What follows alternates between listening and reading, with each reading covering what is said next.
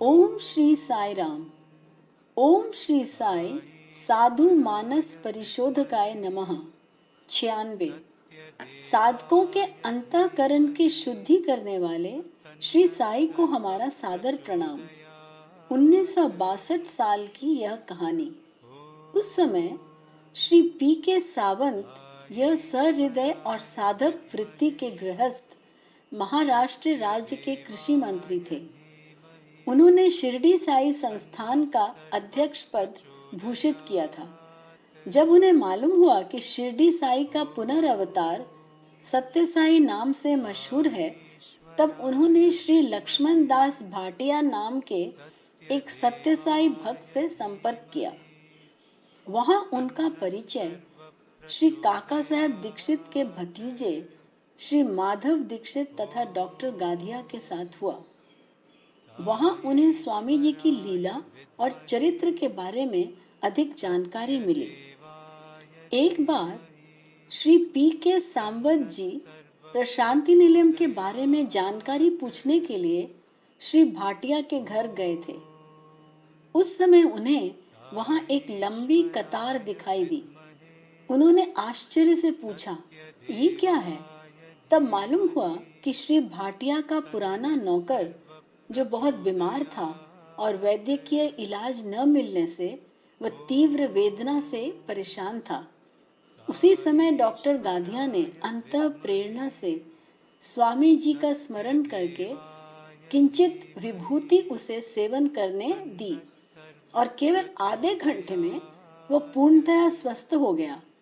ये सुनकर उस इमारत के अन्य नौकरों ने विभूति प्राप्त करने के लिए कतार लगाई थी।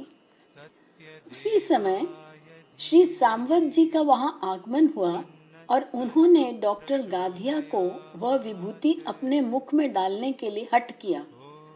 डॉक्टर गाधिया प्रथम इस बात के लिए तैयार नहीं थे।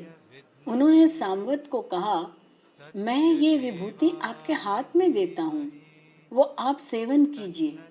परंतु श्री सांवत के हठ के लिए उन्होंने इस बात को स्वीकार करके एक चुटकी भर विभूति श्री सांवत के मुख में डाल दी और उसी समय उपस्थित छाया चित्रकार ने फोटो लिया। डॉक्टर गाधिया घबरा गए। उन्हें ऐसा लगा कि अगर ये फोटो किसी ने स्वामी जी को दिखा दिया तो वे गुस्सा करेंगे। परंतु जब फोटो डॉक्टर गाधिया के हाथ में आया तब उनको आश्चर्य हुआ, क्योंकि जब श्री सावंत के मुख में विभूति डाली तब पीछे की दीवार पर होने वाले स्वामी जी के फोटो में से एक प्रकाश किरण निकलकर श्री सांवत की ओर जाते हुए दिखाई दे रही थी। वह फोटो लेकर डॉक्टर गाधिया जब स्वामी जी के पास गए तब स्वामी जी ने कहा, जिस समय तुम वह विभूति श्री सांवत के मुख में डाल रहे थे तब उनके मन में ऐसा विचार आया कि यह विभूति शिरडी के उदी समान प्रभावी होगी क्या? और स्वामी जी ने उनके मन की इस शंका को तुरंत दूर कर दिया। साधकों के अंतःकरण की शुद्धि करने के लिए ही स्वामी जी ने यह लीला की थी। आगे स्वामी जी ने श्री सांवत को श्री सत्य साई ट्रस्ट तथा प्रशांति विद्वान महासभा का अध्यक्ष पद अर्पण किया। ओम श्री सत्य साईनाथ अर्पणम अस्तु।